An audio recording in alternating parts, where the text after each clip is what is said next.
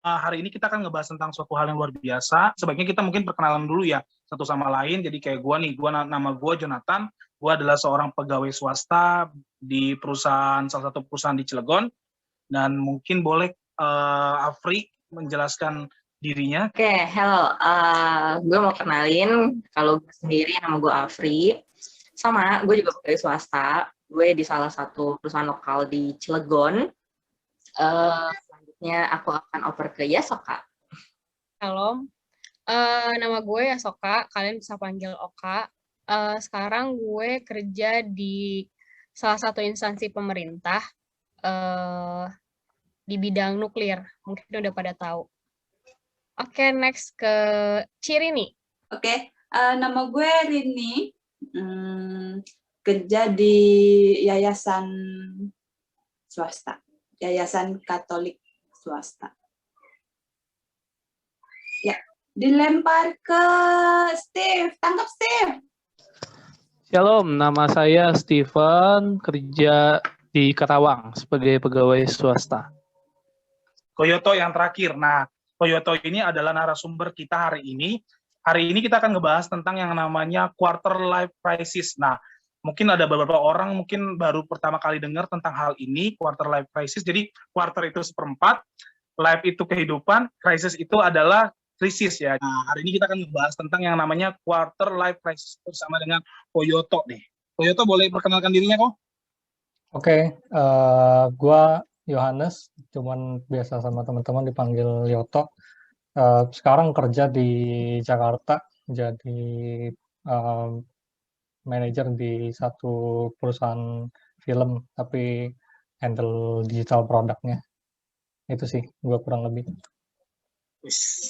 Oke kok, nah kita langsung masuk ke materi yang pertama, yaitu adalah sebenarnya sih kok, menurut Koko itu apa sih artinya dari quarter life crisis? Karena mungkin baru pertama kali kita dengar, atau mungkin ada yang sudah pernah dengar, tapi mungkin bisa diingatkan kembali tentang arti dari quarter life crisis. Yang kata kuncinya sebenarnya di belakang gitu ya. Krisis ini, krisis kalau dalam bahasa Indonesianya gitu. Gua sendiri ngalamin satu periode mencari jati diri lah. Ternyata bukan cuman gua doang yang ngalamin kayak gini, tapi banyak dari kita juga yang mengalami satu periode pencarian jati diri yang lumayan ekstensif di umur, biasanya terjadi di umur, ada yang beberapa referensi bilang bahkan sampai as early as 18 tahun gitu. Jadi mulai dari 18 tahun, ada beberapa yang bilang 20 tahun, ada yang bilang 25 tahun, sampai 30 tahun biasanya.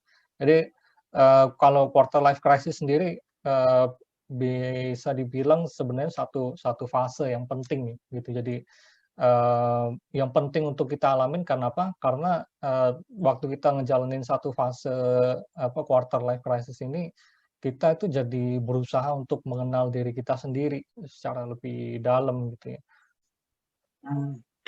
Nah itu kan tadi udah pengertiannya kok ya, jadi lebih ke krisis identitas lah ya kata kuncinya. Nah kalau untuk tanda-tandanya sebenarnya apa sih kok, biar kita juga bisa tahu mama sendiri bahwa gue ternyata tuh lagi masuk ke dalam fase quarter life crisis gitu. Tanda paling utamanya sih sebenarnya kita cemas ya akan masa depan kita, dan kemudian kita mulai mempertanyakan kembali sebenarnya pilihan-pilihan yang kita udah ambil sebelum-sebelumnya. Udah masuk satu pekerjaan, terus kemudian kita menjalanin itu 1 tahun, 2 tahun, kita kemudian mulai mempertanyakan nih pilihan-pilihan yang kita ambil waktu itu selama 5 tahun ke depan, gue kayaknya apa akan terus ngerjain pekerjaan ini gitu kan. Terus kemudian mulai mempertanyakan pertanyaan yang lebih fundamental lagi, lebih mendasar lagi. Jadi misalnya kelebihan gue apa ya, kekurangan gue apa ya gitu, mau jadi apa sih di masa depan gitu. Jadi dari pertanyaan-pertanyaan yang kayak gitu juga akhirnya ya impact-nya sebenarnya bisa banyak hal sih. Jadi kayak kita berusaha mencari jati diri kita mempertanyakan banyak hal, terus kemudian kok kita ngerasa kayaknya kok kita orang lain kayaknya nggak ngalamin kayak gini deh. Kayaknya cuma kita doang yang ngalamin kayak gini, terus kita ngerasa sendirian gitu. Nah, itu salah satu hal-hal yang tanda-tandanya gitu. Pertanyaan-pertanyaan lainnya juga misalnya misalnya kayak mulai ngerasa nggak bahagia dengan rutinitas yang kita jalanin misalnya, padahal banyak hal yang sebenarnya kita bisa syukurin ya, misalnya kayak dari segi finansial udah stabil, bos seneng lah sama pekerjaan kita, tapi makin lama kita ngerasa, makin lama makin nggak semangat gitu berangkat kerja, naik kendaraan dan segala macam, pikiran kita udah mulai kemana-mana, makin hari, wah udah Senin lagi, kerja lagi, satu rutinitas yang begitu-begitu lagi gitu. Jadi, entah kenapa, jadi kita ngerasa rutinitas yang kita jalanin itu jadi sesuatu yang kurang membuat kita bahagia sih, gitu. Jadi, ya mungkin, teman-teman juga kalau ngalamin hal-hal yang kayak gitu, ya satu pesan gua sih sebenarnya ya, yang paling penting adalah ya kita harus sadar bahwa sebenarnya ya kita nggak sendirian, ngejalanin banyak pertanyaan dalam kepala kita itu hampir semua orang di umur-umur 23 tahun, 30 tahun tuh hampir semua orang sebenarnya mikirin hal itu juga gitu. Oke kok, thank you kok ya. Jadi tadi yang kau Yoto sebutin kan ada tentang cemas, mempertanyakan pilihan hidup bagaimana gitu, mencari jati diri, ada yang merasa kesendirian gitu.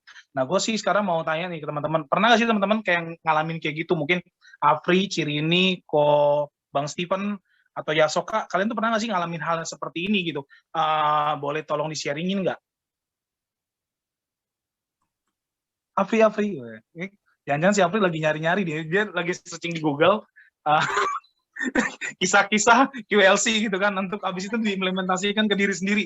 Oh, kayaknya kalau teman-teman tahu gitu kan dan kenal dengan gue dan kita sering sharing pasti udah tahu lah QLC gue itu apa gitu. Yang pasti emang bener sih di usia gue mulai cukup mengalami ini di 25 sampai umur sekarang sih. Itu benar-benar ngerasain banget sih krisis di diri gue gitu. Yang pertama masa depan gitu kan, pasangan hidup, terus pasti ada kepikiran gini, nanti ke depan itu mau ngapain? Nanti ke depan itu mau buat apa? Nanti ke depannya itu tuh harus gimana? Di segmen gue, di dalam pekerjaan gue mungkin teman-teman juga tahu gue cukup berada di posisi yang nyaman, gue cukup berada di posisi yang oke di dalam pekerjaan dan semuanya berjalan sesuai dengan kemauan sih gitu. Jadi memang planning gue dari lulus SMA gue lanjut kuliah, lanjut sambil kerja, bahkan gue bisa menyelesaikan dengan tanpa jeda waktu untuk di kuliah. Tapi di masalah relationship, nah di sini mungkin gue kurang beruntung sih gitu. Jadi gue nggak bilang kurang beruntung karena pasangan gue yang sekarang, nggak juga gitu. Gue cukup menikmati dengan proses yang ada. Cuma kalau tarik garis lagi, sempat galau nggak sih? Ya sempat gitu. Kalau krisis di gue itu adalah pertama adalah keraguan gitu. Yakin nggak ya gue sama dia gitu. Itu tuh benar-benar gue alamin di umur 25-an sampai sekarang. Dan up down lah gitu. Sampai ada juga buat banyak metode sih gitu. Kalau gue lebih mendekatkan diri ke Tuhan. Itu sih metode gue, mencari komunitas yang benar-benar bisa mendukung kita secara spiritual. Bukan artinya mereka menjadi bala bantuan utama, tidak sih. Mereka additional yang bisa membantu gue untuk misalkan gue ada trouble nih, gimana sih gitu. Nah, teman-teman pasti akan support untuk ngasih masukan dan kita saling doain gitu. Dan krisis gue sih cukup up down sih, kadang naik, kadang turun, kadang biasa-biasa aja gitu. Cuma gue inget sih kalau misalkan krisis ini memang harus dialami setiap usia-usia tertentu gitu. Dan ketika sekarang gue udah berada di puncak usia seperti ini, gue sadar gitu, oh dulu tuh gue galau seperti ini tuh kenapa aja sih seperti itu sih cukup Jo. Kira gue lu mau panjang lebar. Nah, tapi lu pernah nggak sih, Pri, kan tadi kan lu bilang tentang relationship, terus abis itu lu nanya, ini cowok ini, tadi gimana sih katanya, cowok ini bisa nggak sih mempertanyakan gitu, apakah dia benar-benar calon gue di masa depan dan sebagainya gitu kan. Dan itu, apa ya, menurut gue, lu cara nenangin diri lu tuh sendiri kayak gimana gitu. Karena kan misalnya kan gini loh, ini banyak banget kan kita juga pada kadang-kadang ya mereka yang berpacaran juga sendiri mempertanyakan itu juga gitu. Tapi kan lu tadi belum jelasin bagaimana lu bisa keluar ke zona itu, zona yang dimikir, ini cowok ini jangan-jangan bukan ini kali, karena lu mungkin ngalamin apa namanya waktu yang lama gitu. Oke, kalau gue pribadi untuk menanggulangi relationship yang pertama kan tadi gue udah bilang rohaninya itu dibangun.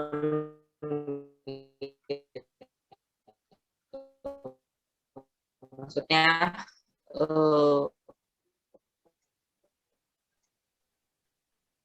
lebih mendekatkan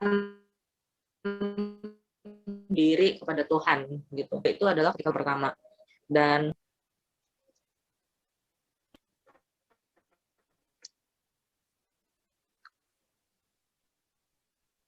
Kayaknya bad sinyal ya. Iya kayaknya. Iya. semuanya Skip aja, Jo. Nah, Iya. Iya. nanti ya aku pindah bantuan aku akan pindah. Oke. Lu kayaknya mesti cari tower deh. Duduk di atas tower itu. Biar itu bagus. Bagus banget ya. Gitulah ya sinyalnya. Ke yang lain dulu aja. Nanti lanjut ke Afif. Mungkin ke Ciri ini kali ya. Ci, lu pernah gak sih ngalamin kayak Boleh tadi yang Koyoto ceritain tentang apa namanya itu, tentang tanda-tandanya tadi ada cemas, pilihan. Kan lu istilahnya di antara kami kan yang apa namanya yang sudah mungkin sudah dikatakan sudah melewati masa ini kan. Tadi kalau Koyoto bilang usia di atas 18 tahun ke atas, mungkin lu udah lepas dari masa ini. Tapi lu sendiri pernah nggak sih, Ci, ngalamin hal seperti ini gitu waktu itu gitu? Pernah. Waktu selesai ngerjain skripsi, berarti kan sudah bebas dari dunia perkuliahan sebenarnya. Walaupun belum wisuda lah begitu ya. Wisuda kan sebenarnya cuma formalitas. Nah, seperti yang tadi gue bilang, kalau gue itu bukan tipe, bukan tipe orang yang bisa sendiri. Gue harus ngikut sama orang. Kalau gue sendiri kayaknya gue nggak mampu gitu. Gue nggak bisa, gue takut. Nah, suka-suka begitu. Jadi sebelum kuliah pun gue sempat, gue mau jadi waktu SMA, SMP tuh gue mau jadi apa ya besok, gue mau jadi apa ya kalau udah gede. Gue nggak bisa sendiri, gue mau sama siapa ya. Gue suka merasa takut begitu. Dan itu sampai gue lulus kuliah. Nah, akhirnya gue punya sahabat. Dari dulu sahabat gue lebih banyak cowok daripada cewek. Cewek paling 2-3 orang. Kalau cowok itu bisa sampai 3, 4, 5 orang sampai sekarang. Nah, ada satu cowok yang sahabat gue cowok yang lebih dekat lah dibandingkan dengan yang lain. Nah, terus dia nawarin, yuk bareng sama gue kerja. Oh ya boleh. Nah, karena gue pikir gue nggak bisa sendiri kan, maksudnya gue nggak bisa tuh, sepertinya gue kerja, maksudnya ngelamar kerja di tempat A, gue jalan sendiri ke tempat itu gitu, gue kok nggak mampu melakukan itu. Nah, kebetulan dia ngomong begitu kan, akhirnya yaudah deh gue ikut kerja sama lu. Di mana? Gue bilang gitu kan, di Jakarta. Oh iya nggak apa-apa dah, nggak apa-apa. Lagian ada adik gue di Jakarta, nah dulu adik gue di Jakarta kerja juga. Akhirnya gue ke sana, ikut sama dia kerja. Ternyata itu di kayak jual beli apa itu saham-saham begitulah. Sedangkan background gue bukan di situ. Terus kalau tidak salah gue ikut training 3 hari.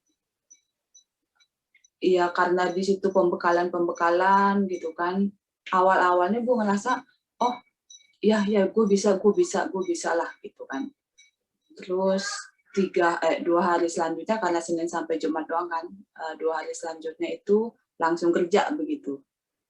Terus tiba-tiba gue ngerasa resah pas pulangnya itu. Nah, di perjalanan pulang mau ke kosan gitu ya, gue bilang sama temen gue, kayaknya gue bukan passion gue di sini deh. Kayaknya gue mau pulang aja. Lagian Jakarta kok hidupnya begini ya, susah gitu kan. Menurut gue tuh. Jadi akhirnya tanpa gue surat pengunduran diri, gue pulang. Gue cuma izin sama temen gue nggak mau kerja di sini. Gue mau pulang aja deh. Nanti di Cilegon mau ngapain pun, ya nantilah Tuhan yang tolong gue gitu. Ya di situ sih kecemasan bukan kecemasan ya termasuknya ya. Iya kecemasan. Iya, kecemasan, ketakutan gue nggak bisa berdiri sendiri. Dan akhirnya pas sampai rumah pun ya gue nggak tahu gue harus apa kan, karena belum punya pekerjaan, gue harus bergantung sama siapa gitu. Dan gue bersyukur sih gue punya kakak rohani yang membina gue selama di kuliah dulu kan. Gue kontak dia ya kami tanya-tanya kabar gitu-gitu, terus gue bilang gue masih di rumah belum kerja. Gue waktu itu sih gue lagi ditawarin pelayanan untuk bina anak kuliah yang masih kuliah gitu ya dalam kelompok kecil. Gue bilang, Kak, gue nggak bisa ke kampus karena gue udah lepas dari uang jajan orang tua gitu. Akhirnya dia bilang, ya udah nggak masalah, nanti digantiin deh gitu-gitu sebagainya. Nah, melebar ke tentang gue mau kerja sebagai apa. Terus gue banyak dikasih tahu bahwa yaitu kembali ke panggilan hidup lu apa waktu itu. Nah, gue berpikir lagi sih, oh iya ya, yang gue sempat cerita ke kalian, panggilan hidup gue apa, gue mau jadi apa, di mana dan sebagainya. Gue ingat lagi itu. Dan akhirnya ya mau nggak mau gue harus bisa mandiri dari situ. Jadi lepas dari temen gue ngelanjut di situ sekian tahun, akhirnya dengan apa, tetap sih gue dibantu sama temen gue ini. Kebetulan waktu itu lagi dia pulang ke Cilegon, gue minta tolong dia anterin gue ke satu yayasan Katolik. Gue mau ngelamar di situ, gue dianterin dia. Sampai detik itu pun gue masih dianterin karena saking takutnya. Nah, bukan saking takut ya, karena gue orangnya itu belum bisa sendiri, harus ditemenin, harus ada yang nemenin, begitulah waktu itu. Sampai di yayasan itu, ternyata gue bertemu langsung sama kepala sekolah, dan kepala sekolah itu adalah guru gue dulu, waktu gue SMP. Wah, jadi di situ ternyata gue bukan nggak jadi takut ya, ketakutan gue berkurang karena kan gue ketemu orang yang gue udah kenal sebenarnya, dan dia bukan tipe orang yang menakutkan gitu. Jadi gue nggak takut kan, gue pikir oh ya sudah. Setelah dari situ sih gue nggak terlalu nggak terlalu bergantung sama orang lain, dan ya gue bersyukur sih punya sahabat-sahabat yang support gue punya kakak rohani yang support gue. Lu harus bisa mandiri, hidup itu nggak bisa bergantung sama orang, lu harus kerjain apa yang menjadi passion lu dan sebagainya. Itu sih. Nah itu tadi Cirini, Afri. Nah sekarang Bang Steven, Bang, coba Bang, lu pernah nggak sih Bang ngalamin KLC kayak gini Bang? Bang Steven? Wah, mungkin bisa, tadi kan Ciri ini ngebahas tentang kependidikan, pekerjaan kan, tadi April tentang relationship. Nah sekarang mungkin saudari Yasoka.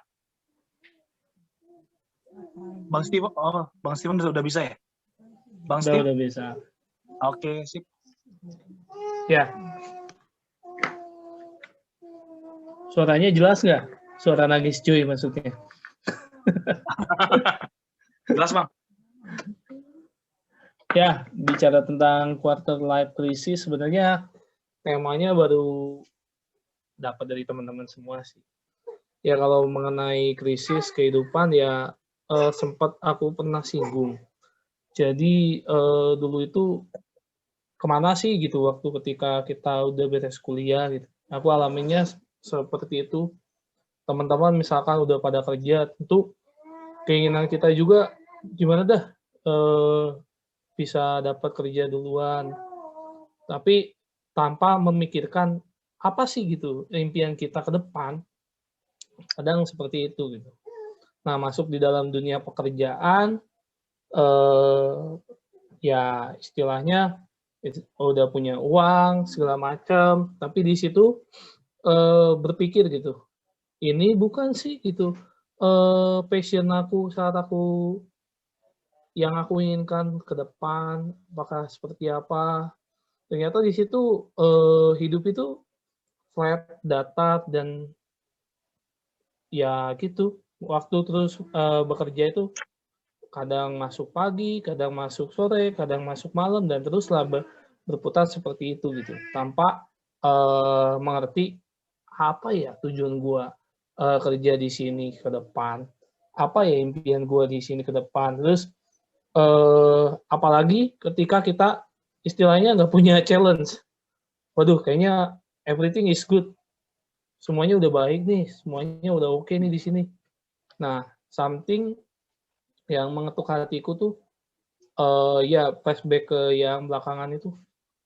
Oh dulu aku pernah doa ya, aku pengen jadi engineer atau insinyur yang bisa berdampak buat sebuah perusahaan tersebut gitu. Ya emang sih kadang bicara tentang passion itu bukan hanya tentang cost, tapi yang aku alamin itu tentang value-nya gitu. Kamu bisa nggak sih bernilai ketika pindah? Nah, itu yang aku alamin. Nah, aku pindah dari perusahaan A ke perusahaan B, ditawarin dengan harga yang istilahnya relatif rendah ya. Lebih rendah, bukan rendah banget, enggak. Relatif lebih rendah, tapi itu hal yang aku harus korbanin untuk mendapatkan passion aku kembali. Nah, hari berganti hari, balik lagi. Emang kan umurku masih di range-range itu sih, antara 25 sampai 30. Balik lagi. Bener nggak ya? Ini passion gua. Dan ternyata sih, ya puji Tuhannya belakangan ada hal-hal yang terus diarahkan, terus di-challenge dari kehidupan ini. Entah misalkan, kamu nggak punya member, aku nggak punya member ketika jadi seorang engineer, tapi belakangan ini ya udah dikasih nih timnya, dikasih nih supaya bisa berpikir lebih, gimana kamu bisa develop diri kamu, gimana kamu bisa develop tim kamu. Nah, aku sih bersyukur untuk saat-saat ini bisa coba lewati, ya mudah-mudahan impian yang ada bisa terus berlanjut. Itu sih mengenai passion, kerjaan. Research kerjaannya. Oke. Ya Soka?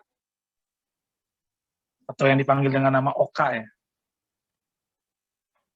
Kalau aku jelas sih pernah ya. Aku inget banget tahun 2017, waktu itu kali pertama aku ibadah ke JPCC Jakarta. Terus waktu itu aku sama temanku Ocin, aku lupa ingat, tapi waktu itu si pematerinya bilang gini, coba kita doa nih, kita perkatakan dengan iman, apa aja sih yang menjadi pergumulan kita, waktu itu dia bilang. Menurut gue di situ bukan suatu kebetulan, karena kan teman-teman di sini juga tahu ya, dari 2014 itu aku tinggal di Cilegon kurang lebih 3,5 tahun. Itu sampai 2017 akhir. Kalian sendiri juga di sini udah jadi saksi nih, tahu kayak gimana pergumulan yang aku hadapin, aku merasa yang sendiri. Jadi mungkin kalau di antara yang lain tadi dari 25 ke 30 tuh ada yang ngadepin pekerjaan, terus passion. Aku pribadi di situ ngerasa aku tuh sendiri gitu, jauh dari orang tua, tinggal merantau, jadi anak pertama yang apa-apa tuh harus aku selesaikan sendiri. Ketika aku pulang ke Bandung, ke tempat asalku, orang tua tuh taunya aku baik-baik aja gitu. Nah, fase itu tuh cukup berat buat aku. Nah, di 2017 itu, aku ingat dengan jelas, itu masih bulan September, tanggal 17 kalau nggak salah. Di dalam doaku tuh cuman gini, Tuhan, ada 2 pergumulan terbesar dalam hidup aku, dan yang menurut aku ini bikin aku khawatir akan semuanya, bikin aku khawatir kalau aku sendiri segala macam. Yang pertama itu pekerjaan, sama yang kedua tuh teman hidup. Nah, 2017 itu berarti umur gue kira-kira 25 tahun. Berdoa sama Tuhan, mengimani, ya udah, puji Tuhannya, Desember itu aku dapat kepastian untuk pindah kerja. Waktu itu aku ingat doaku gini, Tuhan, aku mau dapat kerja di mana aku nggak lamar-lamar lagi. Boleh nggak Tuhan kasih satu pekerjaan aja gitu. Kenapa sih gue mau pindah dari Cilegon? Karena waktu di Cilegon tuh gue ngerasa imanku tuh bertumbuh tapi nggak ada peningkatan gitu. Dan apa namanya ya, ngerasa depresi sendiri sih. Nggak tahu teman-teman di sini seperti apa. Kalau yang lain fokusnya lebih ke pekerjaan. Aku pribadi, KLC yang aku hadapin paling besar itu adalah menghadapi diri aku sendiri, menghadapi kesendirian, menghadapi itulah. Nah, 2017 akhir, puji Tuhannya Tuhan kasih pekerjaan tetap sampai sekarang, sehingga aku bisa move ke Serpong. Terus, teman hidup dari 2017 sampai 2021. Bahkan waktu kemarin awal pandemi, itu puncaknya menurutku, titik terendah aku tuh waktu pandemi kemarin. Aku cerita sama kalian gimana aku jauh dari orang tua, terus aku pindah ke mes yang sekarang, aku kayak apa ya, kayak tertekan gitu. Aku bisa ngobrol sama kalian, tapi rasaku tuh ketika aku nggak bisa tatap muka, nggak bisa gitu. Dan di situ Tuhan ngebentuk aku parah sih, nangis tiap malam. Kadang kalau dipikir-pikir sekarang ya, kenapa ya gue nangis? Ya apa sih yang bikin gue nangis gitu? Apa sih yang bikin gue khawatir gitu? Ya itulah yang aku rasa. Tadi kan Jo bilang Koyote bilang tanda-tandanya kayak sering merasa bingung, terjebak, terus panik, khawatir, nggak tahu gitu. Dan aku memaknai itu, ya itulah proses jati diri gitu. Proses aku mengimani siapa aku sekarang, siapa Tuhan aku, apa aja step-step yang harus aku hadapin. Sampai Januari kemarin, Januari 2021, aku pun masih drop banget. Dimana mungkin aku bisa saksikan di sini, aku terlibat hubungan sama beda agama, yang aku pikir di situ, kayaknya aku cocok kok sama dia gitu. Mempertanyakan Tuhan, gimana sih Tuhan gitu. Tuhan tuh udah jauh satu pergumulan aku, tapi satu pergumulan terakhir ini tuh belum gitu. Dan menurut aku tuh cocok sama orang ini gitu. Dan kok nggak ada jawabannya gitu Tuhan. Kenapa Tuhan izinin aku terus-terus harus nangis. Terus satu sisi keluarga juga kayak yang udah, ya udah kami waktunya kayak orang-orang tuh nggak tahu apa yang gue hadapin gitu di sini sendiri men gitu. Boro-boro mikirin buat merit, gue mikirin diri gue sendiri aja tuh belum bisa gitu. Nah tapi ya puji Tuhan banget semuanya berjalan. Maret kemarin gue bukan menginjak genap berumur 29 tahun, dan aku bisa katakan sekarang puji Tuhan sih udah melewati KLC itu.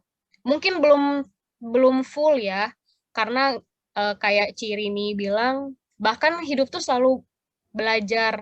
Nanti kita ngadepin lagi problem yang baru, masalah yang baru. Nah, paling pesennya yang buat aku pribadi, bikin aku bangkit dari fasenya KLC aku ini, ya karena aku tuh punya Tuhan sih satu-satunya orang yang bisa memenangkan aku sehingga aku bisa melewati tahapku sendiri itu dengan aman. Gitu sih, Jo. Oke. Nah, tadi jadi banyak banget tuh kita dengan versi masing-masing, dengan problema masing-masing, ada yang masih tetap dalam pergumulan tersebut, ada yang sudah lepas, bahkan yang memang mungkin sedang mengalami tapi juga tetap berjuang, tetap semangat terus. Nah, gue mau ada pertanyaan lagi sih, kok gue bingung nih. Sebetulnya kok menurut lu kok sebetulnya wajar nggak sih kalau misalnya orang itu mengalami QLC gitu? Karena kan banyak banget orang mikir bahwa apa sih QLC, apa sih istilahnya? Gue juga ya gue ada yang mungkin ada orang yang kan ada apa namanya itu istilahnya hidup itu bagaikan air, dia ngalir ngikutin kemana aja, atau enggak kayak angin ngikutin kemana aja. Ada yang aku nggak mau terlalu ribet. Sebetulnya wajar nggak sih kalau orang itu ngalamin QLC kok? Oke, kalau ngalamin quarter life crisis sendiri, sebenarnya krisis jati diri sebenarnya hal yang wajar karena istilahnya itu menandakan satu fase ini sih kedewasaan sih sebenarnya. Jadi mulai dari kita eh, mulai kerja terus kemudian ya macam-macam sih sebenarnya pemicunya kayak kalau teman-teman tadi ceritakan misalnya kayak Ciri ini tadi gitu dia mulai baru apa namanya mau ini nih kerja nih gitu terus kemudian keluar dari kotanya terus kemudian dia mulai bertanya-tanya lagi, "Duh gimana ya gue untuk pekerjaan gua gitu kan gue nggak bisa nih kayaknya untuk sendiri gitu kan." Kalau yang lain juga tadi Steven tadi apa bicara tentang mau jadi engineer nih, tapi begitu ngejalanin ternyata banyak juga pergumulannya. Kalau Yasoka tadi kan istilahnya dia mengalami satu fase di mana apa namanya di Cilegon terus dengan kesendiriannya dia dan segala macam. Jadi pemicunya ini sebenarnya si krisis ini macam-macam sih. Bahkan apa namanya di era pandemi seperti sekarang nih, ini banyak banget yang lagi ngalamin quarter life crisis karena eee, waktu lagi pandemi ini misalnya contohnya, ini deh, apa, perusahaan, nggak bisa bertahan karena pandemi.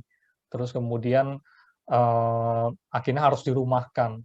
Pasti kan setelah dirumahkan banyak waktu untuk berpikir, merenungkan diri sendiri gitu kan, "Wah, kalau gitu berarti kerjaan yang gue jalanin sekarang nggak aman dong. Harus kerja apa ya gue di masa depan?" Gitu kan. "Gue harus belajar hal yang baru dong berarti biar biar aman." Belajar apa ya? Nah, itu tuh pasti banyak banget pertanyaan-pertanyaan yang kayak gitu yang akhirnya bikin bikin kita untuk apa, terpicu untuk memikirkan kayak masa depannya kita gitu. Jadi, apalagi kayak misalnya contohnya sekarang nih di era sosial media gitu ya, eee, banyak banget, teman-teman kita namanya kalau di sosial media gitu kan kita selalu, apa namanya, mencoba menggambarkan diri kita dalam versi terbaik lah gitu. Jadi, apa namanya, kita lagi misalnya jalan-jalan ke luar negeri, kita posting di Instagram, terus kemudian kita lagi lamaran gitu kan, kita posting di Instagram. Nah, tapi sadar atau enggak sebenarnya kita nggak bisa kontrol reaksi orang, tapi banyak yang akhirnya terpicu dari situ gitu. Jadi seolah-olah orang lain itu melihat diri kita, "Oh kayaknya dia udah enak ya hidupnya, udah mapan, bentar lagi nikah, gua pasangan hidup aja belum punya." Seringkali pemicu-pemicu yang kayak gitu akhirnya ngebuat kita berpikir lagi tentang kehidupan kita, "Wah, kehidupan gua kok masih kayaknya masih jauh banget ya dari hal-hal yang seperti itu." Gitu. Jadi, kalau dibilang wajar atau enggak, apalagi di era yang sekarang, sangat wajar sih, gitu. Jadi yang paling penting sebenarnya bukan bukan apa ya, bukan apakah kita mengalami atau enggak, tapi gimana cara kita bisa bersikap dengan bijak, menanggapinya dengan baik waktu kita mengalami itu sih sebenarnya. Oke kok. Berarti sebetulnya intinya itu bukan menghindar ya, tetapi biarpun kita mengalami QLC, tapi bagaimana kita bisa ngelola QLC ini supaya kita tuh nggak terpuruk masuk ke dalam lubang QLC inilah masuk lebih lama gitu sih quarter life crisis. Nah, kok gue mau nanya dong kok, menurut lu kan lu juga pasti pernah mengalami QLC juga kok. Tapi lu bagaimana sih caranya lu bisa keluar gitu dari QLC gitu? Dari apa namanya quarter life crisis ini gitu. Kalau boleh tolong di-sharingin kok. Gue juga buat belajar buat gue sendiri juga. Oke. Kalau gue sih waktu itu ngalamin quarter life crisis-nya dalam dalam dalam hal ini sih, karir sih. Waktu itu istilahnya gue hampir udah beberapa tahun lah gitu menjalani satu karir di perusahaan baja. Terus, gue waktu itu selama ngejalanin akhirnya, ngerasa nggak puas karena yang dikerjain tuh kok kayaknya gini-gini terus ya gitu. Jadi gue akhirnya mulai bertanya-tanya tentang banyak hal tuh. Jadi pemicunya kalau buat gue sendiri sih itu karena gue ngerasa kok kayaknya yang gue kerjain ini terus, akhirnya gue mulai mencoba menggali diri gue lebih dalam lagi gitu. Jadi waktu itu setelah melewatin banyak hal dan segala macam, hal yang gue lakuin sih sebenarnya yang karena gue sendiri selalu kalau misalnya ada apa-apa itu gue selalu apa namanya, bukan karena gue orang yang rohani banget atau gimana, tapi penting banget untuk setiap kita punya satu hal yang bisa kita andalkan ya. Kalau buat gue sendiri hal yang bisa gue andalkan ya Tuhan gitu. Jadi gue berdoa gitu kan, terus kemudian ya sharing sama teman-teman juga.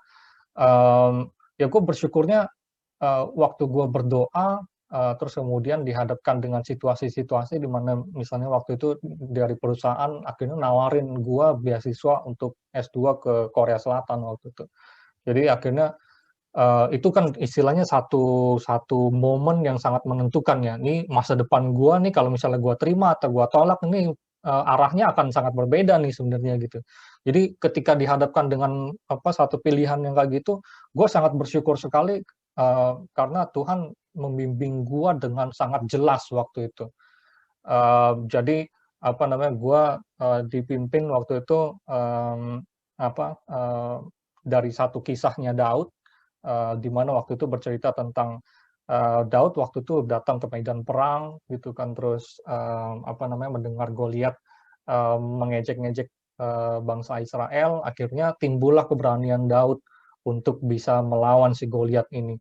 Nah, gue pakai satu kisah itu akhirnya gue refleksikan sama kehidupan gue, terus gue menganggap satu pilihan yang gue harus ambil itu sebagai satu medan pertempuran gitu. Jadi istilahnya timbul nggak keberanian gue untuk mengambil S2 ke Korea Selatan. Jadi pilihannya waktu itu gue bikin kayak gitu. Ya, jawabannya enggak gitu, karena satu hal yang sangat gue yakini waktu itu adalah ketika Tuhan ngasih gue satu misi untuk gue jalanin, Tuhan juga pasti akan kasih gue satu keberanian untuk menjalani. Tuhan pasti akan memperlengkapi gue dengan keberanian untuk menjalani itu. Itu yang gue pelajari dari kisahnya Daud yang itu. Jadi waktu itu gue refleksikan, timbul nggak keberaniannya? Malahan nggak timbul, yang timbul adalah keberanian gue untuk menolak beasiswa itu, gitu. Jadi cara gue waktu itu untuk mengatasi krisis itu satu demi satu, ya itu gue mengandalkan Tuhan. Gue harus seperti apa, yang ada malahan timbul keberanian gue untuk menolak beasiswa itu. Ya gue tolak akhirnya gitu. Tapi apakah kemudian setelah gue tolak gue jadi jelas masa depan gue seperti apa? Enggak juga gitu. Gue masih nggak tahu masa depan gue seperti apa. Tapi yang gue tahu adalah gue selangkah demi selangkah menjalani fase dalam kehidupan gue yang gue tahu Tuhan pasti akan pimpin. Saat ini Tuhan pimpin gue untuk mengambil keputusan seperti ini. Kedepannya seperti apa gue nggak tahu, tapi gue yakin ini adalah hal yang paling baik saat ini gitu. Jadi waktu itu akhirnya gue tolak, terus kemudian ya itu setelah gue tolak timbul satu apa yang nggak bisa gue jelaskan ya gitu. Jadi satu kelegaan yang luar biasa. Gue malah ngerasa damai. Gue membuat keputusan, gue sudah mengambil keputusan dan gue rasa ini keputusan yang terbaik. Itu ada satu rasa lega, satu rasa damai itu yang gue yakin juga sebenarnya mungkin satu pertanda bahwa ya memang ini satu hal yang memang harus gue ambil gitu. Ya kemudian ya itu setelah gue coba refleksikan ya fast forward, setelah gue tolak beasiswa itu akhirnya gue dapat beasiswa ke luar negeri dari pemerintah Indonesia gitu kan. Gue bisa akhirnya kuliah S2 di bidang yang gue pengen, di bisnis di Inggris waktu itu benar-benar satu pimpinan Tuhan yang istilahnya kalau kita mengandalkan Tuhan benar-benar tuh Tuhan akan pimpin kita secara luar biasa gitu. Walau kita bingung pun akan masa depan kita seperti apa, ketika kita mengandalkan Tuhan secara luar biasa, Tuhan pasti akan tuntun kita ke arah yang paling baik. Itu sih kalau dari gue. Oke, kok. Gue jadi tadi pas lagi lo cerita kayak gitu tuh gue jadi mikir nih. Jadi yang tadi lo cerita bahwa lo nolak satu, terusnya tapi lo walaupun lo udah nolak pendidikan S2 di Korea, tapi lo lu mikir bahwa pasti Tuhan tuh memperlengkapi gitu kan.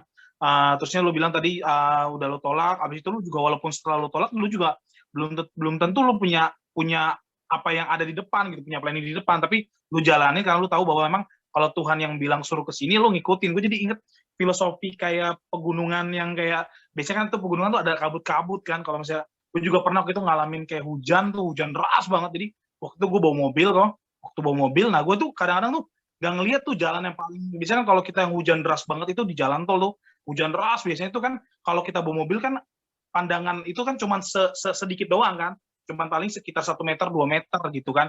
Nah, di depan sana itu kita nggak tahu bagaimana keadaannya gitu. Tapi yang kita lakukan adalah kita berjalan aja gitu, ngikutin aja jalan aja gitu. Maka Tuhan akan bukakan satu demi satu gitu kan. Maka Tuhan ngeliatin bahwa kita, oh visi kita tuh kayak gini-gini gitu. Nah, cuman itu yang gue dapetin banget. Thank you banget ya Ko ya. Nah, buat teman-teman yang lain, mungkin Afri, Yasoka, atau Cirini, atau Bang Steven mau menanggapi atau ingin bertanya juga nggak apa-apa.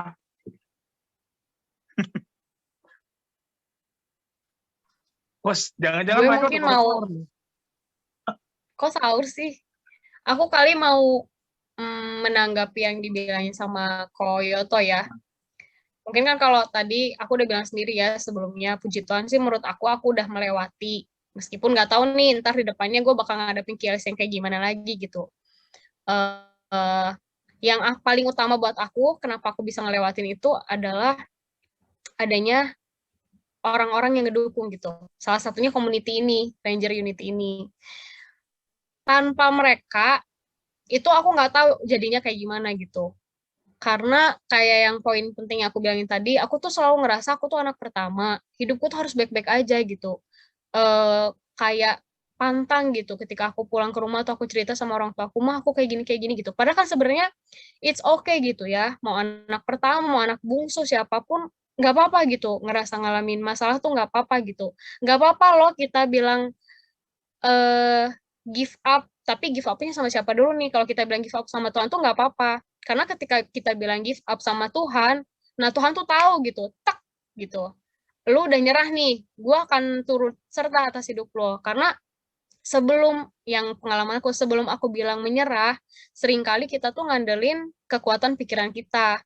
Makanya karena kita sering banget nih ngandelin kekuatan pikiran kita, makanya muncul sih sebenarnya khawatir itu. Terus kayak tadi kata Koyoto ketika sekarang ngelihat sosmed, kok dia kayaknya gini banget ya, itu kan secara nggak langsung mengandalkan kekuatan kita, padahal setiap orang tuh berjalan di dalam timenya masing-masing gitu kan. Bahkan dalam melewati KLC ini juga ada yang cepat ngadepinnya, ada yang butuh waktu lama banget bertahun-tahun, ada yang meskipun udah ngelewatin, nanti dia kayak ngerasa khawatir lagi apa gimana segala macam. Tapi ya menurut aku sebagai anak Tuhan tuh kita percaya semua tuh udah punya timingnya masing-masing dan nggak pernah terlambat, nggak pernah terlalu cepat asal kita berserah sama Tuhan. Nah tadi itu poinnya aku bisa ngelewatin itu karena adanya teman-teman di sini gitu. Komunitas yang saling membangun gitu, yang saling mengingatkan. Meskipun aku bisa sadar mungkin saat ini teman-teman kita juga sedang mengalami KLC juga gitu. Tapi karena kita sama-sama nih, jadi aku ngerasa ternyata aku nggak sendirian ya ngadepin ini gitu. Meskipun in case-nya beda-beda, ternyata aku nggak sendirian ya. Dan ternyata ada banyak orang yang mendoakan aku, menguatkan aku. Itulah lama-lama yang bikin semangatku tuh bangkit lagi, PD-nya aku tuh naik lagi, dan ya itu tadi sampai akhirnya, Tuhan aku nyerah deh, gimana Tuhan aja deh. Kalau misalkan aku harus ngelaluin ini, aku percaya Tuhan akan sampaikan aku di tujuan dengan sempurna. Jadi ya emang buat teman-teman ketika kalian masih ngadapin KLC ini, coba deh temukan orang-orang yang bisa mendukung kalian, saudara-saudara seiman. Ya harus pinter milih teman soalnya. Karena kalau misalkan kita salah pilih teman, bisa jadi contoh kita dibawa ke pergaulan malam atau yang happy gitu. Oke, mungkin ngerasa cemasnya nggak cemas ketika sama mereka. Setelah mereka nggak ada, salah kemana lagi hidup kita gitu. Jadi itu sih penting banget. Mungkin yang lain bisa nambahin. Iya. Jangan salah pilih teman ya. Betul. Iya. Kalau pilih pasangan juga jangan. Ya, jangan salah juga pilih pasangan, didoakan. Kok lu ketawa-ketawa, Yes? Nggak apa-apa. Enggak sih, tadi gue ngomong. Yes, jangan salah pilih pasangan. Pilih aja gua, asik. Pri, Oh gitu. lu mau Terus yang membiarkan Wah, Singapura. Apa yang belum nemuin tower? Melakukan manuvernya. Lu cari tower Jadi dulu, ya Pin. biar ngegodain mana teh. Jadi ya masing-masing tuh mempunyai problem masing-masing sih. Tapi yang gue tadi gue mau sedikit nambahin. Tadi kan agak terganggu ya akibat sinyalnya lalu lalang. Oke. Setelah gue melewati atau masih mengalami, cuma satu yang gue tahu, masalah itu ada kadar luasanya. Problem itu ada kadar luasanya gitu. Krisis kita bakal ada kadar luasanya.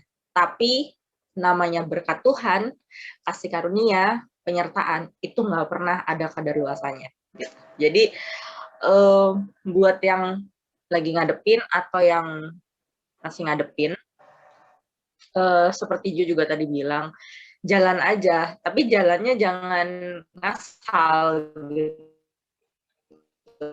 Tapi jalanlah bersama dengan Tuhan gitu.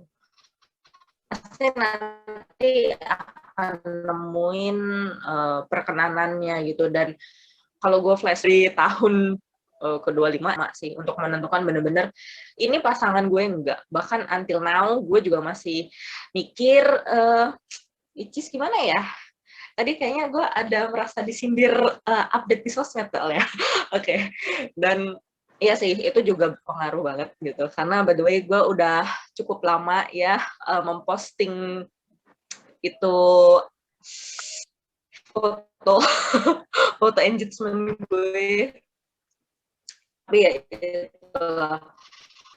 Gue percaya tuh gini, setiap kehidupan ini ada fase-fasenya. Bahkan dalam fase kegalauan pun, ketika Tuhan ada dengan gue, dan gue ngerasa banget sih penyertaannya, bahkan sampai detik ini, kelihatannya tuh lambat gitu, progres di gue-nya. Kelihatannya tuh kayak nggak berjalan. Gue telusurin lagi di diri gue, ternyata tuh ada satu fondasi yang Tuhan itu mau bentuk dulu sebelum gue marriage gitu.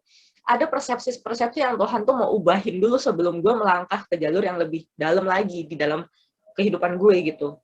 Dan sempat waktu itu gue mikir, bisakah gue jadi istri yang baik? Bisakah gue jadi mami yang baik? Dan itu Tuhan bilang, ya kalau lu mau baik, ya lu diproses dulu.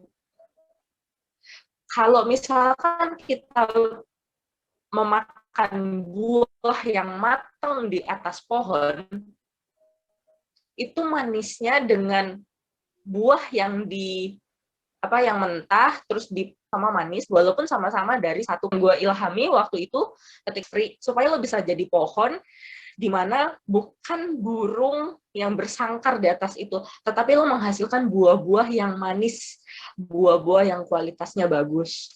Dan sering banget gue bilang, tapi lama banget Bapak. Temen gue si A cepet banget merit, temen gue si B lah udah jadian aja gitu kan. Sedangkan gue kapan Bapak, gue kapan gitu. Dan itu tuh sering banget gue ungkapin waktu itu. Tapi setelah gue mengerti dan dengan kedewasaan rohani plus kedewasaan umur itu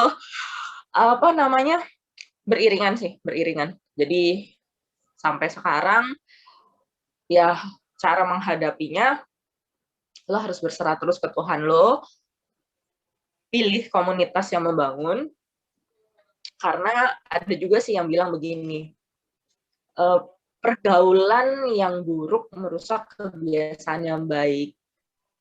At least ketika gue baik, tapi teman-teman gue, mohon maaf nih, suka ngegosip, cepat atau lambat, gue juga akan jadi tukang gosip.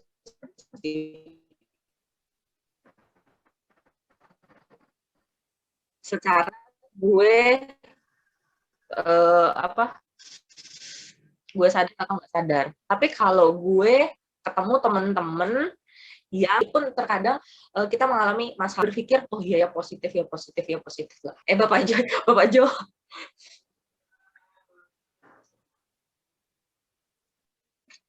Gimana, Fri?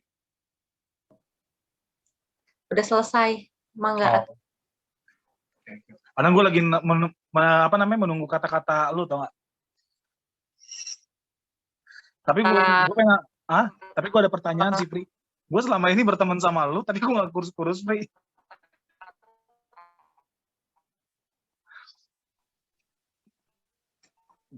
Ya. Oke deh, thank you ya, Pri ya, buat sharingnya.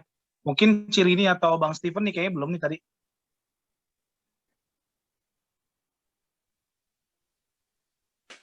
Oke, gue dulu. Karena lu enjoy dengan gue.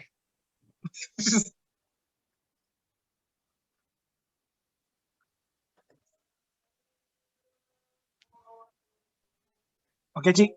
Boleh, Ci? Oke.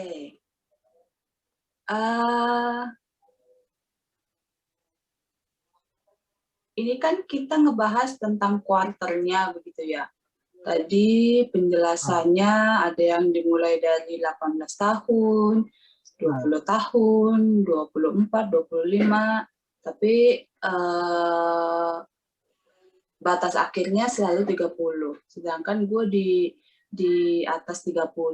Nah, pertanyaan gue adalah, oke lah, gue sudah melalui krisis yang lalu, yang tadi gue ceritain. Tapi kan ada krisis yang lain. Ya, namanya orang hidup kan pasti selalu dalam tanda kutip ada krisis gitu ya. Dalam artian masalah lain-lainnya lagi gitu. Apakah itu masih masuk ke dalam KLC? Dalam arti masih masuk dalam kuarter di atas usia 30 tahun. Itu pertanyaan gue. Tapi nanti dulu ya dijawabnya. Gue ngomong dulu. Iya sih, gue setuju bahwa pergaulan buruk merusak kebiasaan baik. Jadi kita harus mencari komunitas yang memang benar-benar baik gitu. Dan gue di sekolah, kenapa gue bertahan di pekerjaan gue yang sekarang, maksudnya di tempat pekerjaan gue yang sekarang.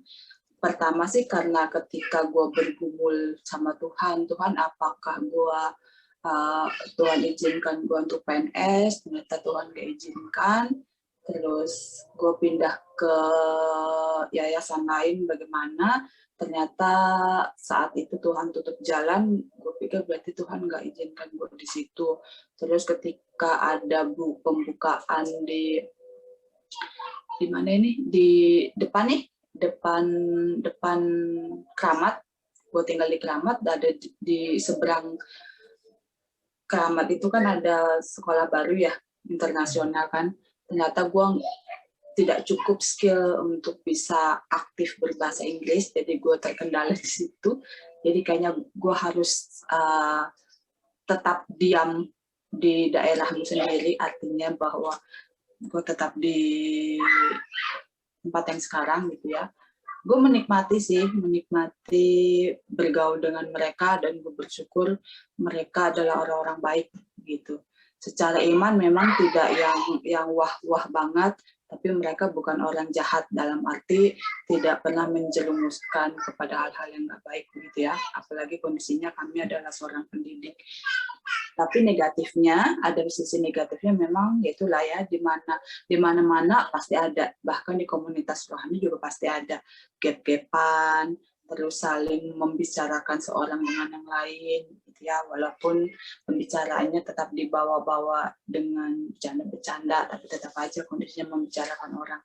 Tapi gue bersyukurnya adalah gue belajar untuk bicara di depan orang.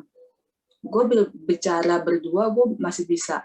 Misalnya seorang dengan seorang, empat mata masih bisa lancar. Tapi ketika berbicara di depan orang banyak, itu gue suka tiba-tiba ngeblank, apa yang mau gue omongin, padahal gue udah rencanain ini dan sebagainya. Tapi gue di situ gue belajar. Kalau gue ngomong sama siswa itu bisa, karena gue merasa mereka anak-anak kecil, istilahnya masih bisa dibohongin, walaupun gue salah gue masih bisa ngeles gitu kan. Tapi kan kalau sama orang-orang dewasa kan gue salah walaupun nggak ngomong salah gitu kan, tapi udah pasti kan beda tuh raut muka, kayaknya salah atau apa begitu kan, pasti begitu. Tapi gue belajar sih, belajar memang bukan di situasi yang formal gitu ya, tapi ketika berkumpul, ketika bercanda, ketika ini awal-awal tuh gue masih dengerin gitu, masih yang kayaknya gue bukan di sini deh pergaulan gue, maksudnya bukan apa namanya, kumpul-kumpul sama mereka tuh kayaknya bukan tempat gue banget gitu, karena gue kok kayaknya jadi kambing congnya, gue diem aja. Tapi kesini-sininya sih gue bisa TikTok sama mereka gitu, gue belajar bicara lah gitu, sama maksudnya belajar bicara dengan bergaul dengan mereka itu, dan bergaul dengan mereka karena mereka banyak yang awal-awal gue masuk kan gue masih junior ya, mereka senior yang sudah banyak yang nikah, dan untuk kehidupan keluarga gue sendiri sih gue belajar banyak dari mereka curhat tentang dalam tanda kutip kejatuhan mereka di dalam mendidik anak, atau kekurangan mereka di dalam menjadi seorang istri atau seorang ibu.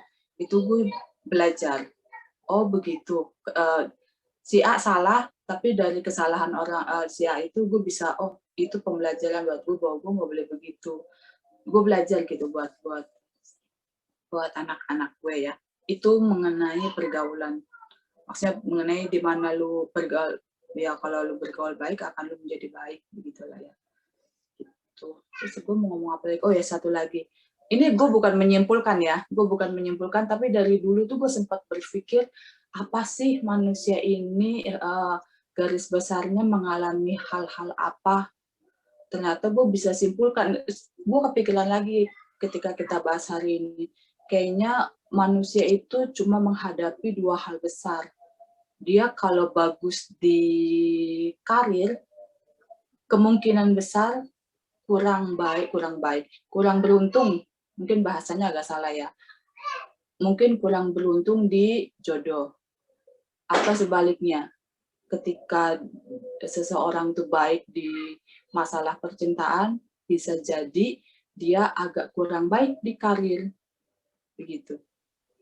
Nah, karena kenapa gue bisa kepikiran ini lagi, dari cerita Ayu begitu, dia masalah karir mah lewat lah itu mah, ya istilahnya lu jalan tol lah, lurus aja udah nggak ada masalah.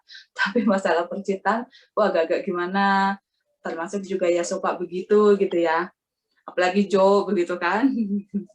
Kalau gue dua-duanya sih. Gue dua-duanya Jo, sabar Jo. Makanya gue perlu Yasoka untuk menjadi penolong ya. Iya, gue sempat berpikir sih, ya itu sih dua hal besar yang dihadapi manusia, ya kalau nggak karir, ya jodoh gitu.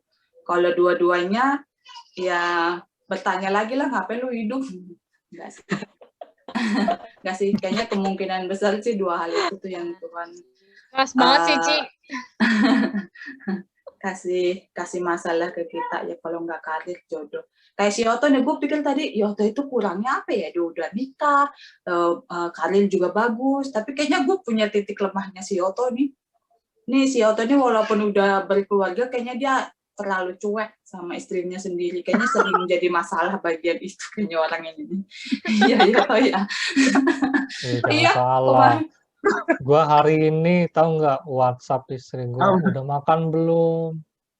Sampai terus nggak dibalas.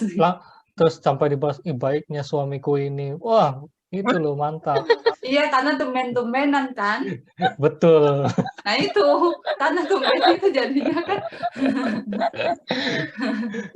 Iya, kenapa gue menyimpulkan itu buat Yoto, karena waktu kemarin di nikahan ini orang ya, kalau pacaran doang sih oke lah, itu jaga kekudusan kalian jauh-jauhan masih mending. Ini udah nikah loh, istri lu kagak digandeng, pakai sepatu tinggi jalan begitu dibiarin aja ini. kok begitu amat. Enggak, itu maksudnya gue coba menilai Yoto, oh ternyata ini kurangnya, oke lah dia udah punya pasangan hidup, tapi masih kurang di bagian itu. Maksudnya manusia itu kan, menurut gue ya, jadi dua masalah itulah orang kurang. Kalau nggak pasangan hidup ya karir. Dan ternyata Yoto di pasangan hidup harus lebih belajar lagi untuk, kita semua sih belajar, tapi kayaknya untuk dia ini harus benar-benar cueknya itu loh. Cueknya itu loh, ya ampun. Nanti jangan-jangan lu pergi sama anak lu masih kecil, jajan ke Indomaret, terus lu lupa lu udah bawa anak lu Udah bawa anak lu ketinggalan. Karena ada di sekolah gue kayak gitu. Jadi pasangan suami istri ini si ceweknya ini di SMP, di si cowoknya, suaminya maksudnya di SMA. Dia pernah bawa anaknya kemana gitu kan? Dia lupa, coba dia kalau bawa anak, terus dia pulang. Bener, sampai kami tuh, aduh kok nggak masuk akal ya cerita begini, tapi itu ternyata ada. Saking cueknya ini si suami. Kan gue udah pernah. Oh, Iya. ya. Masalah ini. Kok enteng motor gue ya, tapi gue jalan terus gitu. Iya, masalah ini kan. Aduh. Ini sesi penerawangan Mama Rini nih. Enggak, karena gue sempat berpikir gitu kalau kan. Kalau Cirini sendiri, mana nih di antara karir sama pasangan hidup? Cirini kemarin sempat lebih banyak bergumul di mana? Kalau gue sih, gue merasa gue lebih baik di pasangan hidup ya. Memang sih kami sering banyak bertengkar karena memang usia pacaran singkat, usia nikah juga masih singkat kan, maksudnya belum puluhan tahun menikah itu. Jadi kami lebih banyak berantem itu karena masalah didikan dan sebagainya. Gue pikir itu bukan jadi masalah kehidupan, cuma masalah harus menyamakan. Gue punya kepala, dia punya kepala, kita harus satuin kepala gitu kan. Gue lebih banyak kayaknya masalah di karir sih. Gue nyaman banget di tempat yang sekarang. Tapi kalau memang dilihat dari salary-nya memang agak kurang. Itu sih yang jadi permasalahan kehidupan sekarang ini, apalagi kondisi pandemi begini kan. Jadi benar-benar kerasa banget kalau butuh lebih banyak butuh masukan dalam arti uang gitu ya, masukan untuk kebutuhan cukupin inilah, apalagi kan sekarang mama gue tinggal sama gue, sepupu gue tinggal sama gue nggak mungkin dong istilahnya bayar dong kan lu tinggal di sini kan, gue nggak mungkin begitu kan. Nah berarti kan gue harus ada tanggungan yang harusnya gue kami mencukupkan dengan 4 orang, ternyata harus 6 orang, dan mereka masuk ke sini kan dalam tanda kutip tidak kosong, tapi bawa dalam tanda kutip ya, bawa masalah. Ini tanda kutip masalahnya, artinya mama gue ke sini dengan meninggalkan motor. Jadi gue harus kredit bayarin kredit motor gitu-gitulah. Nah untuk kehidupan sehari-hari kan makan kan nggak mungkin mereka beli sendiri kan, jadinya kan gue keluar lebih banyak uang kayak gitu-gitu sih. Sebenarnya kalau kami hidup berempat pun sudah cukup ya, tidak berlebih memang. Tapi gue nggak pernah menyesal mereka ada di sini karena mereka pun nggak diam, mereka bantu rawat anak ketika gue pergi dan sebagainya gitu sih. Tapi kalau ditanyain gue lebih punya masalah yang mana, lebih saat ini sih lebih ke masalah ekonomi, karir lah gitu. Itu sih. Steve, penerawangan gue kayaknya masalah pekerjaan ya, masih masalah pekerjaan. Jadi gue kayak peramal deh. Tadi pertanyaan lo apa sih? Tadi kan lo nanya tuh. Gue pertanyaan gue ya. Tadi sampai lupa gue. Tadi pertanyaannya apa ya? Balik aja ke pertanyaan kayaknya. Tapi kayaknya Steve mau ngomong tuh. Steve nanti ya. Bahasnya nanti ya. Ya, suara lu nggak kedengeran. Apa? Ih, suaranya nggak kedengeran. Jangan ambil skupnya Jo dulu. Oh, Enggak, gue nggak menyimpulkan, gue cuma kepikiran tadi begitu. Masa saya nggak kepikiran kedengeran? gua. Iya, suara Enggak, lo bukan mati-mati. nyemplin. Apa? Masa sih? Enggak, jangan ngambil jobnya Jonathan dulu, Ci. Job lu masih ada minggu depan. Oh, Biar nanti dia- takut nggak dibayar ya? Dipotong gitu ya? Dipotong gajinya. Gajinya. Biar dia aja dulu, Ci, jadi hostnya. Iya, iya. Enggak, gue bukan mau jadi host, cuma mengungkapkan apa yang di kepala. By the way, tadi pertanyaan Ciri ini apa sih, Ci? Tadi sorry, benar nggak pertanyaannya kalau misalnya kan lo bilang tadi ada apa namanya, sebetulnya KLC ini kalau dilewat di atas 30 tahun tuh termasuk KLC juga nggak sih? Itu nggak sih? Mungkin Koyoto bisa jawab kok, atau nanti teman-teman bisa nanggapin ya. Ya, kalau menurut gue sih sebenarnya masalah QLC itu bukan selalu patokan yang harus umur sih sebenarnya, tapi tipe pergumulan yang dia hadapi lah gitu, atau tipe apa namanya, hal-hal yang digumuli lah gitu. Jadi misalnya kayak kalau quarter life crisis cenderung yang digumuli itu, yang dipikirkan tuh lebih tentang masa depan gitu. Jadi kita selalu mikirkan tentang ke depan gue mau jadi apa ya gitu, gue mau karir gue seperti apa ya gitu. Jadi tipe-tipe apa namanya, hal-hal yang dipikirin tuh lebih kayak gitu. Kemudian selain dari quarter life crisis ada lagi namanya midlife crisis gitu. Jadi biasanya udah menjelang umur pensiun gitu kan, udah kerja gitu, terus udah mau pensiun, mulai timbul pemikiran, gue nanti pensiun kira-kira mau ngapain ya gitu. Ntar kalau misalnya pensiun nanti gue jadi orang yang nggak berguna nih gitu, ngerepotin orang dan segala macam. Jadi yang digumulin sebenarnya beda lagi gitu. Tapi ada dua major crisis itu sih sebenarnya yang umum dialamin gitu. Nah, sekarang tinggal Ciri ini aja jawab, Cici, permasalahannya yang mana gitu. Takutnya masuk mid atau quarter, Ci. Gitu kan. Gue sempat kepikiran juga tadi itu kan. Kayaknya gue kalau soal mid itu mah bukan gue tuh, mama gue tuh udah enggak ngapa istilahnya ya, udah tua, kerja juga enggak, di rumah kayaknya pelangap-pelongo gitu kan, mau ngerjain ini bagaimana, mau ngerjain itu bagaimana gitu kan, udah enggak kerja. Tapi kalau gue sendiri ya, memang sih gue berarti kan gini ya, ini quarter nih, berarti kan di agak jauhnya mid. Nah, jarak antara quarter dan mid itu nggak ada istilahnya ya. Karena kan kondisinya kan gue di atas 30 dan belum masuk mid. Nah, belum ada sih sejauh nggak ada ini. istilahnya itu ya. Transisi lah kali ya, Ci. Apa? Transisi lah ya. Transisi. Karena ya menurut aku kan kalau kita balik lagi ke pengertiannya kan quarter itu kan berarti 1/4 abad ya, berarti kan 25 tahun. Tapi kalau dari beberapa pengertian dari ilmunya itu kisaran 18 sampai 20. Mungkin titik penengahnya 25, dan makanya aku juga jadi ingat tadi 2017, oh iya tepat banget tuh gue berumur 25 tahun, berarti kisaran itu. Artinya ketika orang itu ngadapin di 18 tahun, dia juga udah masuk quarter life crisis gitu. Cuman itu berarti transisi dari masa remaja ya, masa remaja ke masa dewasa awal kalau nggak salah. Itu kan ada tuh step-stepnya. Nah, nggak ada istilahnya, tapi kalau gue bisa bilang itu transisi lah. Karena kalau remaja itu masih masih tetap dalam bimbingan orang tua. Tapi ketika udah di usia kita sekarang, orang tua kan cenderung melepas ya. Terserah kamu mau ngapain, ngambil keputusan apa, kamu mau kerja di perusahaan mana, kamu mau resign, itu dikembalikan ke kita. Tapi waktu kita masih SMA aja nih, itu masih butuh bimbingan, kayak orang tua tuh masih ngasih arahan, kamu kalau nggak kuliah kayak gini dah.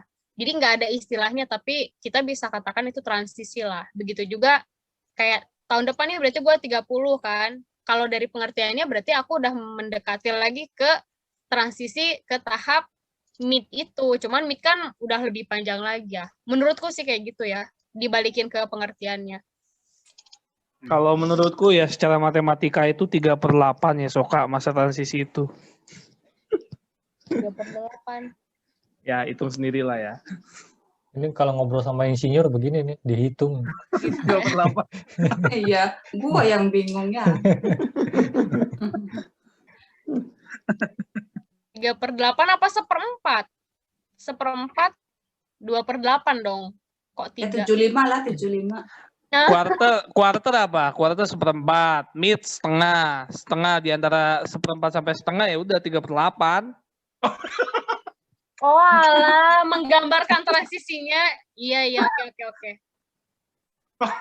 Gue baru mikir dulu kan, kenapa jadi 3/8? Oke.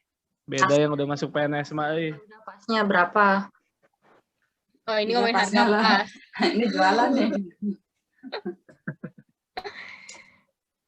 Oke, lanjut. Oke. Bang Steven mau nanggapin Bang, atau mau bertanya Bang, atau mau cerita juga nggak apa-apa. Ini bebas ya. Apa ya? Ya kalau aku sih lebih nanggap quarter life crisis itu kayak next level dalam setiap kehidupan kita.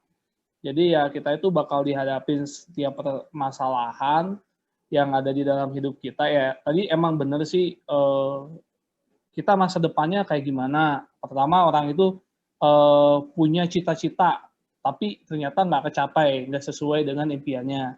Yang kedua, tiba-tiba udah di umur 25 atau 30, dia bingung, terus mau ngapain. Gue ini apa sih yang mau digapai atau kayak gimana.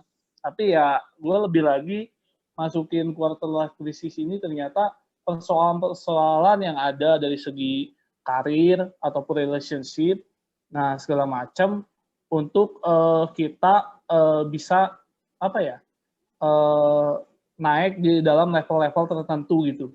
Nah itu contohnya di karir kah, di keluarga. Tadi kalau mau nanggapi ciri ini ya sebenarnya aku hampir kayak Yoto sih, Ci. Aku orangnya cuek juga sih. Kalau dibilang tipikal karir sekarang itu jujur aja, kalau karir itu masih lebih baik dibandingkan masalah apa tadi? Relationship. Karena menurutku aku kayaknya lebih banyak waktu buat bekerja. Tapi waktu buat keluarga itu kayaknya kurang banget sekarang gitu seperti itu. Nah, ya itu kalau ketika kita dihadapi setiap persoalan ada baiknya kita tetap tenang, terus kita berserah sama Tuhan. Itu emang bakal dihadapin ya. Aku juga sempet gitu dapatin titik stagnan yang bener-bener kenapa gini banget gitu kan. Sempat aku sampai bingung. Sempat aku didoain juga sama pendetaku juga. Sempat tetap istilahnya kita belajar untuk tetap tenang, tetap kita bisa berserah, kita bisa berdoa, kita bisa mendengarkan suara Tuhan, apa yang ingin Tuhan inginkan di dalam kehidupan kita ke depan. Dan juga bisa dibilang komunitas iya, karena komunitas juga adalah salah satu wadah di mana kita bisa tahu gitu orang-orang di sekeliling kita itu bukan berarti mendukung kita ke dalam hal-hal yang baik menurut kita, tetapi hal-hal yang baik di dalam hidup kita biar kita itu tuh dipropose untuk dipakai Tuhan lebih lagi sih gitu. Jadi ketika kita ingin, aku kayaknya pengen A, teman-teman semua mendukung aku ingin A, enggak kayak gitu. Tapi ketika aku menginginkan sesuatu yang A, ternyata teman-teman itu bisa cross check. Ini benar nggak ya kayak gini? Seperti itu sih.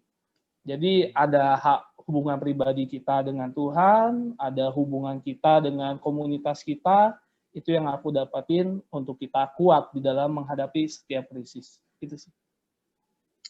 Oke, thank you Bang Steven. Oke, jadi kita langsung gue simpulin aja berarti kali ya. Ya, jadi gue simpulin aja tadi yang dari awal sampai yang terakhir ini dari teman-teman kesaksian. Tadi yang pertama adalah tentang quarter life crisis itu artinya itu adalah apa namanya periode saat seseorang tuh berusia waktu tertentu 18 sampai 30 tahun rata-ratanya merasa tidak memiliki arah, khawatir, bingung dan sebagainya tentang kepastian kehidupannya di masa mendatang. Tadi yang gue tangkap banget dari Koyoto itu ada beberapa hal. Yang pertama adalah tentang Daud. Tadi gue belajar tentang Daud bahwa apa namanya kalau Tuhan yang kasih visi, Tuhan juga yang pasti kasih keberanian dan kasih kemampuan pastinya, yang Tuhan yang memperlengkapi kita. Nah, itu tadi yang gue dapetin banget. Terusnya yang kedua, yang gue dapetin adalah bahwa kita kalau udah Tuhan kasih visi, ikutin aja. Walaupun memang kayaknya Tuhan tuh kasihnya kadang-kadang ada yang langsung long term jauh ke depan gitu, ada yang juga yang Tuhan kasih step by step, jadi satu langkah, tapi Tuhan tuh pasti kasih kita yang terbaik. Dan yang terakhir adalah bersyukur ya teman-teman, ya tadi teman-teman banyak banget tentang bersyukur, dekat sama Tuhan, punya komunitas, terusnya punya teman-teman yang saling support, teman-teman yang saling membangun gitu. Jadi hal banyak banget sih, gue kesaksian banget hari ini, diberkati Tuhan banget hari ini. Nah, oke, kesimpulan sudah. Dan terakhir, biasa kok, doa. Mungkin tadi karena seharusnya kan Afri yang doa ya. Mungkin jaringannya Afri kayaknya up and down, belum cari tower dia kayaknya. Nah, kita akan dipimpin oleh Koyoto. Oke. Ayo kita doa teman-teman. Tuhan, kami mengucap syukur atas segala hal yang boleh kami perbincangkan pada malam hari ini Tuhan. Kami mengucap syukur karena kami boleh mengingat kembali kebaikan-Mu dalam sepanjang kehidupan kami. Kami boleh mengingat lagi penyertaan-Mu yang luar biasa Tuhan dalam sepanjang kehidupan kami. Masa depan kami Tuhan, kami tidak tahu apa yang akan kami hadapi ke depan, namun kami yakin dan percaya Tuhan bahwa Engkau adalah Allah yang sanggup mengarahkan kami ke masa depan yang penuh dengan harapan Tuhan. Kau adalah Allah yang memegang masa depan kami Tuhan. Kami tahu perjalanan ke depan tidak mudah, namun kami pegang satu janji yang berasal daripada-Mu Tuhan, bahwa Engkau akan berada di samping kami Tuhan. Dan biarlah itu menjadi satu janji yang cukup bagi kami Tuhan untuk dapat menjalani kehidupan kami Tuhan. Dalam setiap musim kehidupan kami Tuhan, kiranya kami boleh mengandalkan kekuatan yang berasal dari kehidupan, dari kekuatan yang berasal daripada-Mu Tuhan. Dalam saat-saat bahagia, kami boleh mengucap syukur atas apa yang kami alami. Dalam saat-saat kesulitan Tuhan, biarlah kiranya kekuatan-Mu yang menopang kehidupan kami Tuhan. Biarlah kiranya apa yang kami bicarakan pada hari ini Tuhan boleh dapat berguna bagi kami masing-masing dan juga bagi orang lain yang akan mendengarkannya. Dalam nama kami berdoa mengucap syukur. Amin. Oke guys, thank you ya buat semuanya yang sudah saling sharing satu sama lain. Thank you juga buat Koyoto yang sudah ngebahas tentang QLC, walaupun hal-hal yang baru. Tadi gue sempat searching itu tentang hal QLC ini.